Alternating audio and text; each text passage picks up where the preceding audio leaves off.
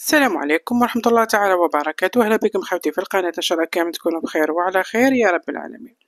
الفيديو تاع اليوم راح يكون على جنود العشرية السوداء، الحقوق نتاعهم، الأمور اللي تخصهم، يعني كثير من المواضيع راح نتكلموا عليها في هذا الفيديو.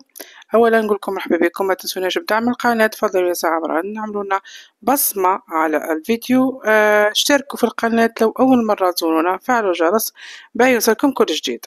إذن منذ توقيع رئيس الجمهورية عبد المجيد تبون على قانون المالية لسنة 2024، ووقع معه كذلك التسوية محاربي العشرية السوداء وحل الطوارئ من 1992 إلى 2011، يعني من دون ذكر يعني الآليات والكيفيات تاع التعويض، وبدون ذكر طبعا قيمة المكافآت والمنح، حيث في حملات الانتخابية السابقة قدموا وعود لهذه الفئة بالنظر إليها وإعطاء لكل ذي حق حقه، وتقدم يعني الشهور ولم يصدر أي جديد يذكر على هذه الفئة، خاصة على آليات وقيمة التعويض. فقد كانت أخبار متضاربة على مواقع التواصل الاجتماعي على قيمة التعويض.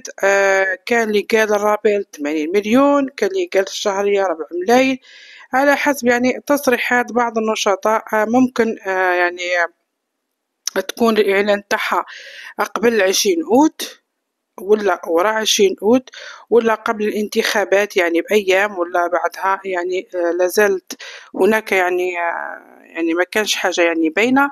لأنه رئيس الجمهورية وهذا الملف تاع محاربي العشرية السوداء وجنود العشرية السوداء كان من التزاماته في العهدة الأولى، نتمنى إن شاء الله تحل مشاكل هذه الفئة عاجلا غير آجل، لأن هذه الفئة كان لها دور كبير في تحقيق الأمن والاستقرار الذي ينعم به احنا اليوم. نتمنى إعطائهم المنح يعني ومكافآت تصون كرامتهم وحياتهم.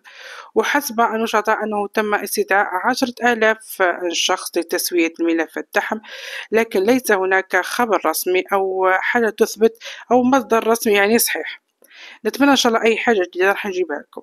إذا عرفنا عشية السوداء في الجزائر سابقا، واللي كانت ممتدة من أوائل التسعينات حتى أوائل الألفينيات، يعني من أكثر واحدة من أكثر الفترات الدموية اللي عاشتها الجزائر آنذاك، وصعوبة كبيرة في تاريخ البلاد. قد شهدت هذه الحقبة صراعات مريرة وأليمة بين الدولة ومجموعات مسلحة، ما أدى إلى فقدان الكثير والكثير وإزهاق الأرواح يعني بالآلاف، وتركت جرح كبير وعميق يعني في قلوب كل الجزائريين.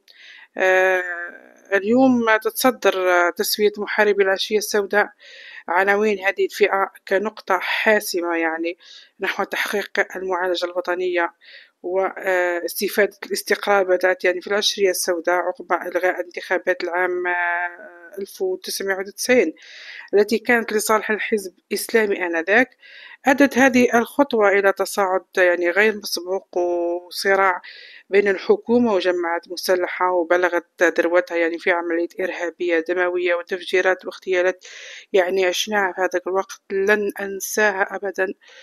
يعني أيام مريرة، الخوف والرعب، يعني احنا صح ما عشناش وقت الاستعمار، لكن في هذيك اللحظة حسيت اللي كانوا المجاهدين تاعنا في الثورة كيف يعني، ولو كان حتى يعني حاجة قليلة بالنسبة لهم، يعني ما عشناش واش عاشوا هما، لكن عشنا واحد الفترة لا تنسى.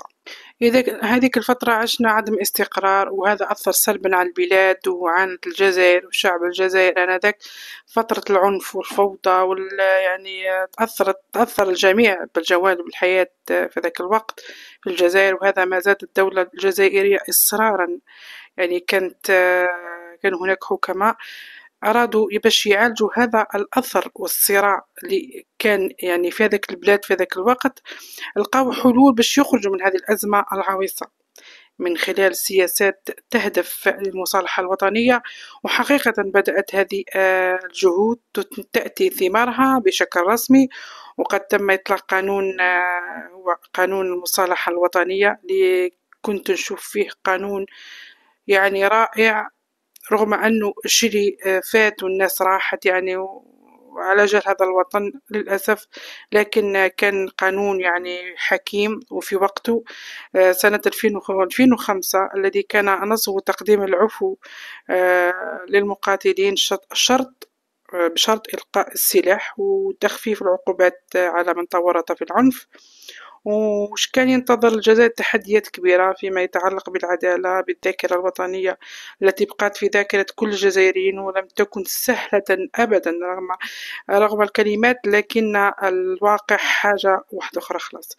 وفي سابقة جديدة قامت الحكومة الجزائرية بطرح مبادرة جديدة تشمل برنامج تعويض وتأهيل محاربي السابقين وضحايا النزاع.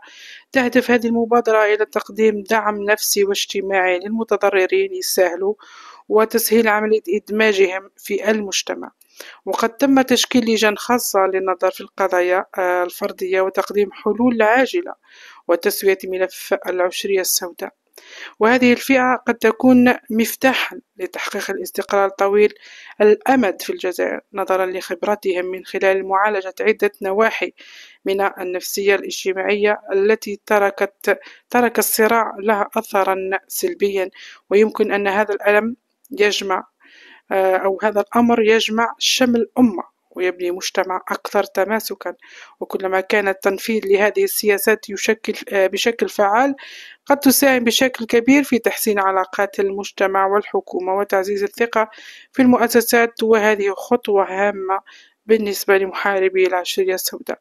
فيجب على أبناء الوطن الواحد توحيد الصفوف، التزام الأطراف وتعاونها حقيقيا لضمان تسوية عملية شاملة وعادلة. هذا هو كان الفيديو تاعنا اليوم. كلمة أخيرة نقولها، نتمنى إن شاء الله هذه الفئة من جنود العشرية السوداء أنه رئيس الجمهورية ينظر لهم يعني يسوي لهم ملفاتهم، لأنهم لهم دور كبير في هذا المجتمع.